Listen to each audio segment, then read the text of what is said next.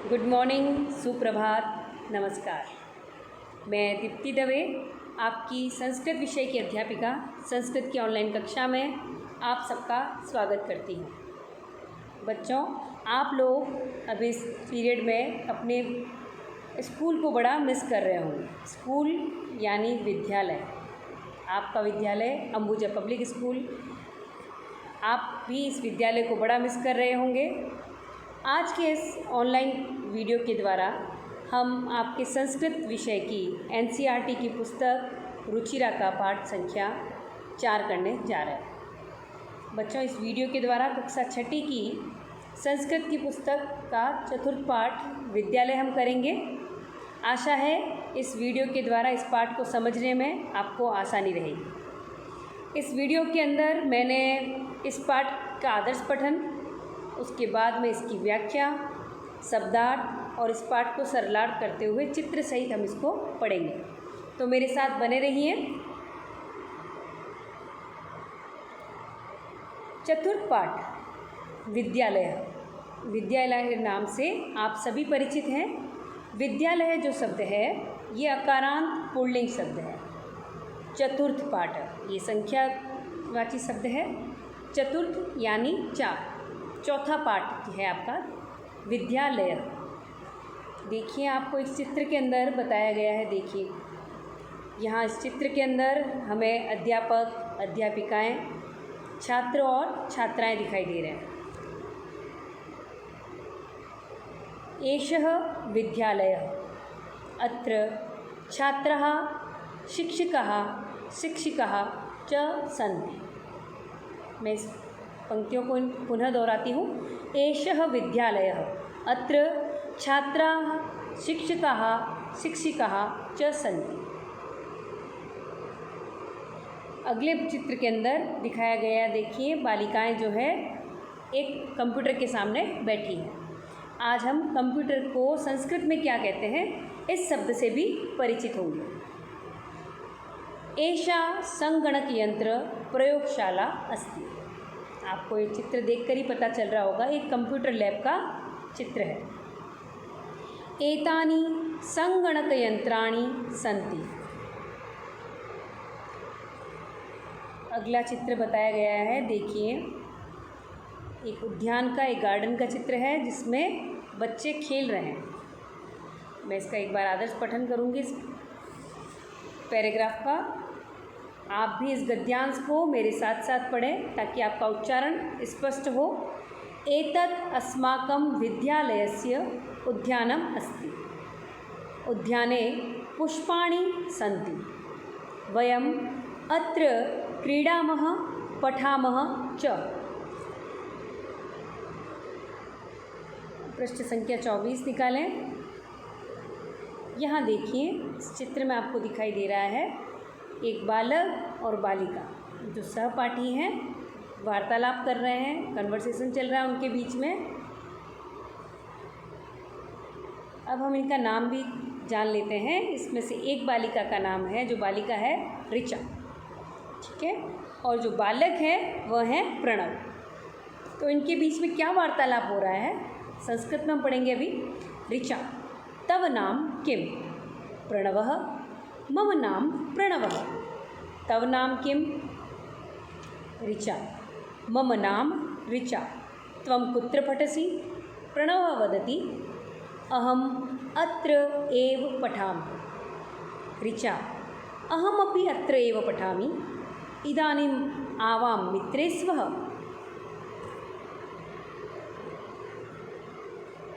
अगले चित्र में, पाठ के अगले चित्र में प्रस्तुत किया गया है। देखिए, अध्यापिका से छात्राएं वार्तालाप कर रही हैं। क्या बातें हो रही है, क्या वार्तालाप इनके बीच में हो रहा है, हम जानेंगे। शिक्षिका वदति, छात्राः यूयं किं कुरुथ? छात्राः, आचार्ये वयं गच्छामः। शिक्षिका, यूयं कुत्र गच्छत्? छात्रः उत्तरति, वयं सभागारं गच्छामः। शिक्षिका पुनः पृच्छति, युष्माकं पुस्तकानि कुत्र सन्ति? छात्रः उत्तरति, अस्माकं पुस्तकानि अत्र सन्ति। यहाँ पर शिक्षक जो है 2 छात्रों से बात कर रहे हैं। शिक्षकः वदति छात्रौ युवां किं कुरुतः। छात्रौ आचार्य आवां श्लोकं गायावः। शिक्षकः पुनः पृच्छति शोभनं किं युवां श्लोकं न लिखतः। छात्रौ उत्तरतः आवां लिखावः पठावः गायावः चित्राणि अपि रचयावः। शिक्षकः बहु शोभनम्। आइए इस पाठ से संबंधित जो शब्दार्थ आए हैं उनको हम जानें। बच्चों, संस्कृत भाषा के शब्दार्थों को जानना बहुत ज़रूरी है। इन्हीं से आप जो है अन्य भाषाओं से इन शब्दों के नवीन शब्दों को जानेंगे। जैसे कि यहाँ पर देखिए संगणक यंत्राणि, इसको संस्कृत में बताया गया है। इसका उच्चारण आप मेरे साथ करें, संगणक यंत्राणि। ये जो है बहुवचन का शब्द है। अनेक कंप्यूटर, ये तो इसका हिंदी शब्द हुआ। अंग्रेजी शब्द है कंप्यूटर। जिस कंप्यूटर शब्द को हिंदी में भी कंप्यूटर कहा जाता है, उसे संस्कृत में क्या कहा जाता है वह हमने आज जाना, संगणक यंत्राणि। तो आप जब भी संगणक यंत्र का प्रयोग करेंगे तो आपको इसका प्रयोग समझ पाएंगे कि इसका जो है इसे हम संस्कृत में क्या कहते हैं। तो आज की इस कक्षा के द्वारा आपने एक नवीन शब्द को जाना है, संगणक यंत्राणि, जिसका अभी हमारे समय में बहुत उपयोग है। अस्माकम यानी हमारा, हम लोगों का, इंग्लिश में जिसे अवर कहते हैं। वयम, ये दोनों ही सर्वनाम शब्द हैं। वयम यानी हम सब, ये उत्तम पुरुष का जो है बहुवचन का करता है। अहम आवाम वयम, या जिसे हम इंग्लिश में वी कहते हैं। तो वी के संदर्भ में जो शब्द आता है, हम सब के संदर्भ में जो संस्कृत में शब्द का प्रयोग किया जाता है वह है वयम। तव यानी तेरा, इदम तव पुस्तकम, यह तुम्हारी पुस्तक है, यह तेरी पुस्तक है, यानी योर। मम यानी मेरा, माइन, माइन, ठीक है। इदम मम देश, यह मेरा देश है। त्वम, तुम।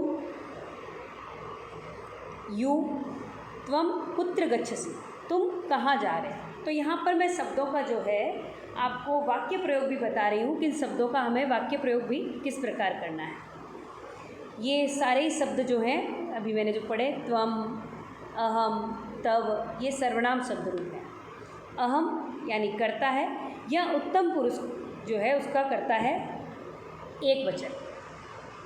अभी हमने इसके ऊपर देखा था उत्तम पुरुष का बहुवचन, अहम आवाम वयम, और ये है आपका अहम उत्तम पुरुष का एक वचन का करता है, यानी मैं।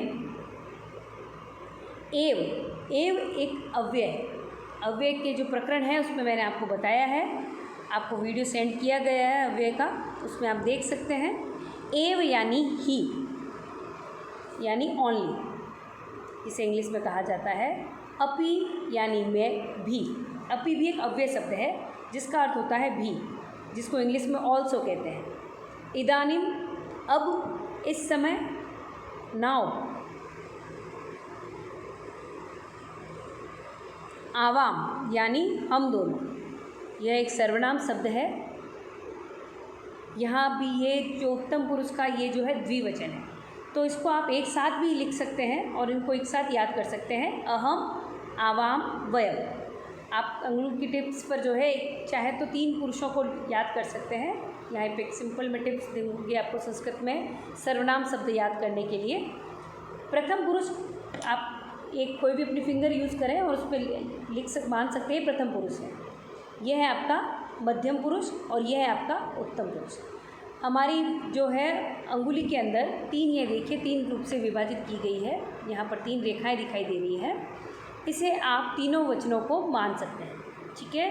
तो प्रथम पुरुष का ये प्रथम पुरुष है, एक वचन, द्विवचन, बहुवचन। यह है मध्यम पुरुष का एक वचन, द्विवचन, बहुवचन। यह है उत्तम पुरुष, इसका एक वचन, द्विवचन और बहुवचन। ये तो हमें वचन और इनके पुरुष का ज्ञान हो गया। अब इनके रूप कैसे चलेंगे, इसी प्रकार से रूप भी हम याद कर सकते हैं। सह, तौ, ते। प्रथम पुरुष सा, स्त्रीलिंग के लिए सा, ते, ता। अगर नपुंसकलिंग है तो तत्, ते, तान। अब मध्यम पुरुष के जो कर्ता हैं वे हमेशा एक जैसे ही रहते हैं, ये बदलते नहीं। प्रथम पुरुष में तो सभी जो है शब्द रूप जो हैं वो उनके प्रथमा विभक्ति के रूप इसी के समान चलेंगे और सर्वनाम के रूप भी। लेकिन मध्यम पुरुष जो है उसमें केवल कर्ता 3 हैं, त्वम, युवाम, यूयम। तो अभी जो हमने शब्द पढ़ा है यूयम यानी तुम सब, यह है आपका मध्यम पुरुष का बहुवचन। फिर है अहम, आवाम, वयम। अहम यानी मैं, आवाम यानी तुम, हम दोनों, और वयम यानी हम सब। तो इस प्रकार से आप अपने हाथ की तीनों अंगुलियों पर तीनों पुरुषों को तीनों वचन के रूप याद कर सकते हैं। चलिए आगे बढ़ते हैं। आवाम मैंने अभी आप लोगों को करवाया था, ये देखिए अभी हमने किया था इसको। ये उत्तम पुरुष की कहाँ पर इसकी आ रही है स्थिति? इसकी स्थिति आ रही है मध्य में, जो कि द्विवचन है। ठीक है, तो आवाम सर्वनाम जो शब्द है इसका अर्थ होता है उत्तम पुरुष का द्विवचन, यानी हम दोनों, दो करता है इसमें। मित्रे यानी नपुंसकलिंग शब्द है, दो मित्र, मित्रम, मित्रे, मित्राणि। तो मित्र शब्द जो है वो द्विवचन का रूप है। स्वः हम दोनों के लिए जो क्रिया का प्रयोग किया जाता है आवाम के लिए। आचार्य, आचार्य एक संबोधन शब्द है। जब आचार्य आपके सामने है तो हे आचार्य, तो इस तरह का जब हम संबोधन करते हैं तो यहाँ पर आचार्य एक है, इसलिए आचार्य के लिए संबोधन किया गया है। युष्माकम यानी तुम्हारा, तुम लोगों का। कुत्र कहाँ, सभागारम सभागार को। युवाम अभी हमने सीखा था इसको, त्वम, युवाम, यूयम। देखिए अभी ऊपर मैंने आपको बताया है युवा, यूयम और येरा, यूयम। तो ये सारे शब्द जो हैं आप फिंगर्स पे ऐसे याद कर सकते हैं। युवाम यानी तुम दोनों। आचार्य, शोभनम यानी अच्छा, गुड। आपकी अगर संस्कृत की पुस्तक में कहीं शोभनम लिखा आता है तो आप जान पाएंगे हाँ गुड। जैसे आपको सारी नोटबुक्स के अंदर गुड मिलता है, फेयर मिलता है, फाइन मिलता है, तो वैसे ही शोभनम ये शब्द है यानी अच्छा। गायावह गाते हैं, गाती हैं। रचयावह हम दो बनाते हैं, बनाती हैं। तो बच्चों देखिए इसी के साथ जब आप इनको सर्वनाम शब्दों को याद कर लेंगे तो इसी के साथ आप लोग क्रियाओं को भी याद कर सकते हैं। पठती, पठतः, पठन्ति। पठसि, पठतः, पठत।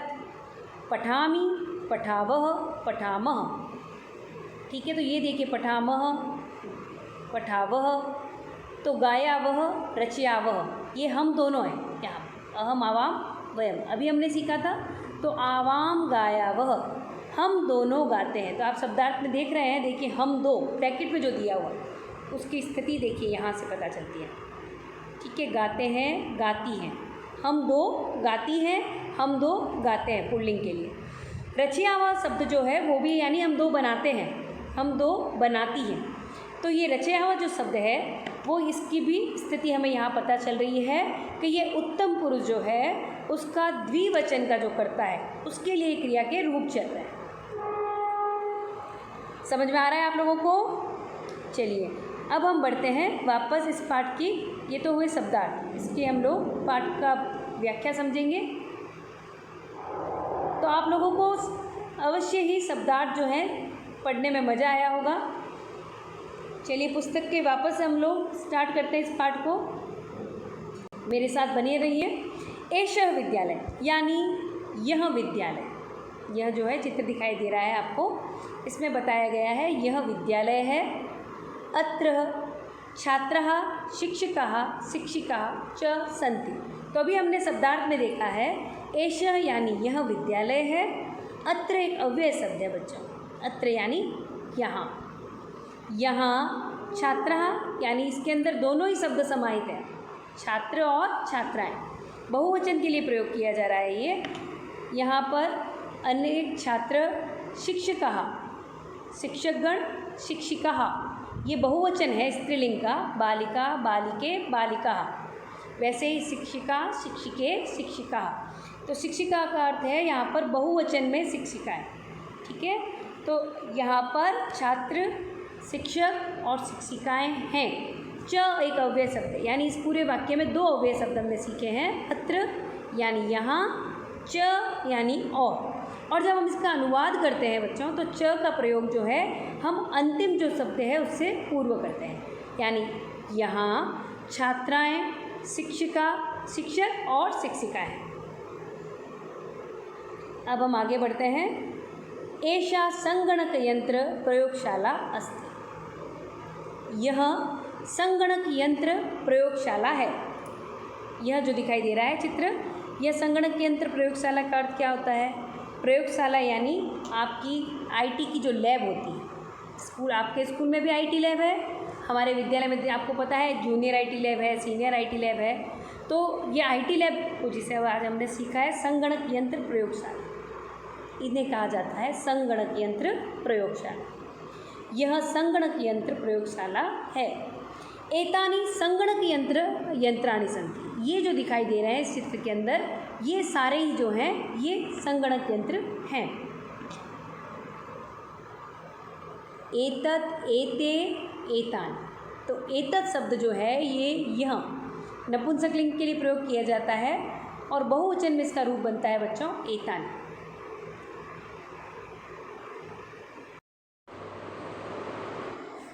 एतत् अस्माकं विद्यालय। यह हमारा विद्यालय का उद्यान है। एतत् अस्माकं विद्यालयस्य उद्यानम् अस्ति। यह हमारे विद्यालय का उद्यान है। उद्याने पुष्पाणि सन्ति। उद्यान में अनेक प्रकार के पुष्प हैं। वयम् अत्र क्रीडामः पठामः च। तो बच्चों अभी मैंने आपको बताया था जैसे कि हम कर्ता और क्रिया को एक साथ कैसे ज्वाइन कर सकते हैं। ये हमारे उत्तम पुरुष की क्रिया है ना। यहाँ पे उत्तम पुरुष के हमने कर्ता सीखे थे, अहम, आवाम, वयम। तो वयम के साथ क्रिया का जो प्रयोग होगा वो होगा पठामी, पठावः, पठामः। तो यहाँ देखिए क्रीडामः कहाँ आ रहा है, यहाँ पर क्रीडामः पठामः। तो हम सब यहाँ पर, यह वयम की स्थिति है, हम सब यहाँ पर खेलते और पढ़ते हैं। अब यहाँ पर जैसे मैंने बताया था पूर्व में, 2 बच्चे जो हैं, 2 बालक और एक बालक और बालिका बात कर रहे हैं, वार्तालाप है। तो इसके माध्यम से हम लोग सामान्य संस्कृत के में वार्तालाप कैसे होते हैं छोटे छोटे संवाद के रूप में, वो भी हमें इस पाठ से परिचित करवाया गया है। ऋचा वदती यानी ऋचा बोल रही है, तव नाम किम। तव यानी तुम्हारा नाम क्या है। प्रणवः वदती, मम नाम प्रणवः। तव नाम किम, तुम्हारा नाम क्या है। तो इस प्रकार से जब आप भी किसी नए बच्चे से या अपने मित्र से जब बात करें तो उनसे आप लोग पूछ सकते हैं। आप घर में भी इसका प्रयास कर सकते हैं। तव नाम किम, मम नाम दीप्ति, तव नाम किम। तो आप अपना नाम बताएंगे। इस प्रकार से हम छोटे छोटे लघु वाक्यों का आप जो है उपयोग घर पे कर सकते हैं, इनका अभ्यास घर पे कर सकते हैं। और ये ऐसे वाक्य हैं जो हमारे सामान्य जीवन में हम लोग इनका उपयोग करते रहते हैं। अगला है ऋचा। मम नाम ऋचा, तम कुत्र पठसि। तो ऋचा ने बताया है मेरा नाम ऋचा है, त्वम कुत्र पठसि, तुम कहाँ पढ़ते हो। प्रणवः वदति, तो प्रणव ने इस बात का वापस उत्तर दिया है, अहम अत्र एव पठामि, मैं यहाँ ही पढ़ता हूँ। बच्चों यहाँ देखिए कितना सुंदर अवयवों का प्रयोग किया गया है। अत्र यानी यहाँ, एव यानी ही। अभी हमने शब्दार्थ में सीखा था मैं यहाँ ही पढ़ता हूँ, उसने भी यही बताया है कि मैं भी इसी विद्यालय में पढ़ता हूँ। ऋचा वदति, अहम अपि अत्र एव पठामि, मैं भी, वेरी गुड, मुझे लग रहा है आप लोग समझ रहे हैं, मैं भी यही पढ़ती हूँ। उसने भी यही कहा, अहम अपि अत्र एव पठामि, मैं भी यही पढ़ती हूँ। इदानीम आवां मित्रे स्वः। इदानीम, अब ये आवां मित्रे स्वः मतलब अब से अब हम दोनों मित्र हैं। शिक्षिका छात्रा यूयम किम कुरुत। शिक्षिका और यहाँ छात्राओं का वार्तालाप हो रहा है। देखिए शिक्षिका के सामने जो है बहुत सारी छात्राएं बैठी हैं। उन्होंने पूछा, छात्रा यूयम किम कुरुत, छात्राओं तुम सब क्या कर रही हो। छात्रः छात्रा ने उत्तर दिया आचार्य हे शिक्षिका वयं गच्छामः हम सब जा रहे हैं। शिक्षिका यूयं कुत्र गच्छत तुम सब कहाँ जा रही हो। छात्रा वयं सभागारं गच्छामः हम सब जो है सभागार जा रही हैं, जहाँ पे आपकी प्रार्थना होती है, सभाएं होती है, कॉन्फ्रेंस रूम जिसे कहा जाता है, वहाँ जा रही हैं। शिक्षिका युष्माकं पुस्तकानि कुत्र सन्ति तुम सबकी पुस्तकें कहाँ हैं।